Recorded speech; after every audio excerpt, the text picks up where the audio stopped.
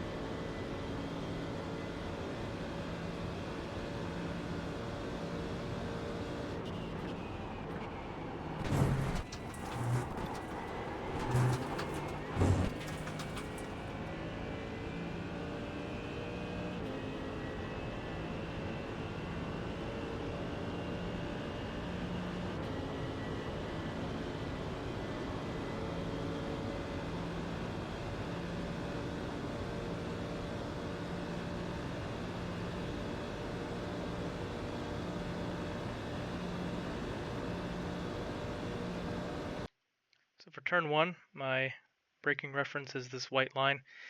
I start braking just as I passed it. And you can also use this light post on the right hand side, on the other side of the catch fence. That's another good reference to use. Say if this white line's covered during the race, you can always fall back to that reference. Taking a semi-wide entry into this corner, I'm going completely past the white line.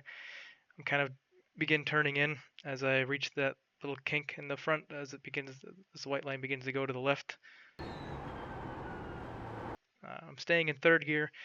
I aim to apex just after this tire barrier, and ideally that's where you want to start picking up the power here. Easily flat through this little kink. You can brush these curbs, however I wouldn't advise going completely over them as they're pretty elevated and they can really unsettle the car.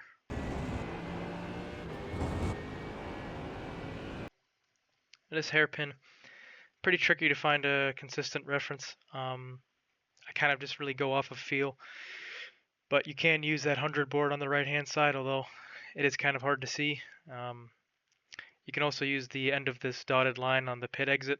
As that kind of disappears, you can use that as a reference. But once again, I was just kind of going off of feel.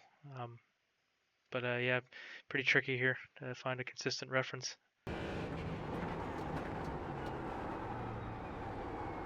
Well, you want to take obviously want to take a late apex here, and you really want to hug this white line on the curb to help hook up the car just a little bit more.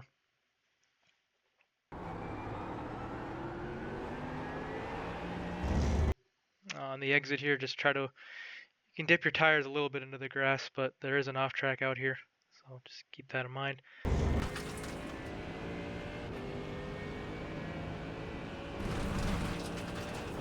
Flat out here. And for this corner, my braking reference is the end of this entrance road on the left here. I'm using a bit of it to help open up the corner.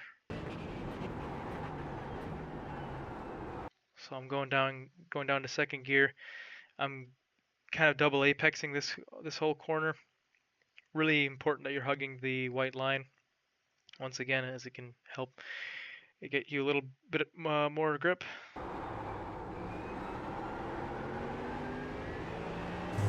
And on the exit, just like the previous corner. Try to keep it on the curb here. You take a little bit of the grass, but there also is an off track here. This is a pretty important corner here, as it leads to one of the biggest straights on the whole track.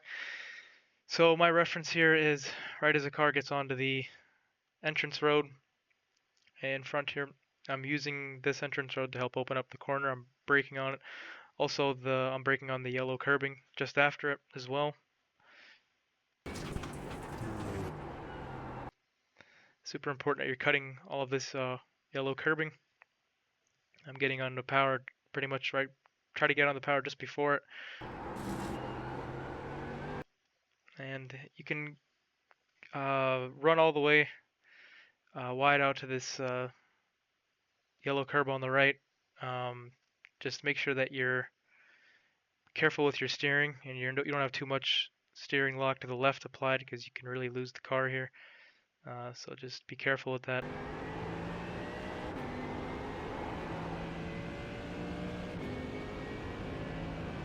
And just hug the apron through here, obviously.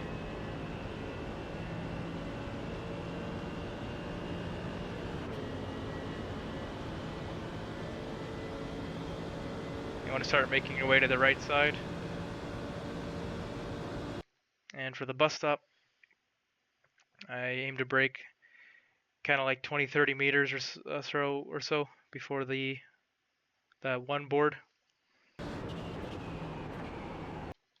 And you really want to cut a lot of this curb on the first part, because it really helps open up the rest of the sequence here. And as I approach once I pass the first curb, I dab on the brakes just a little bit.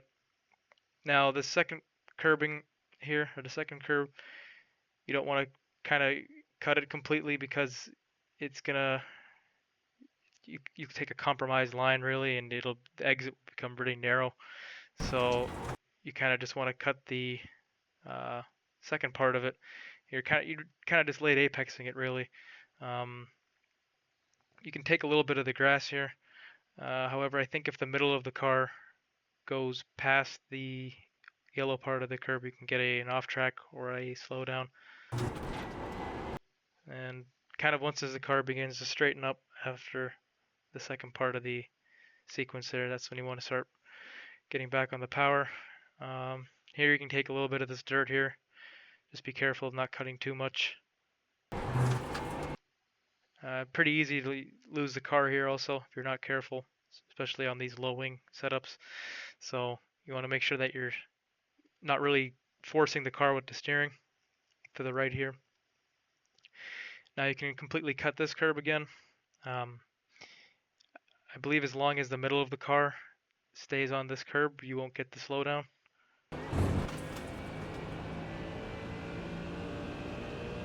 And once again, just bringing it back down to the apron.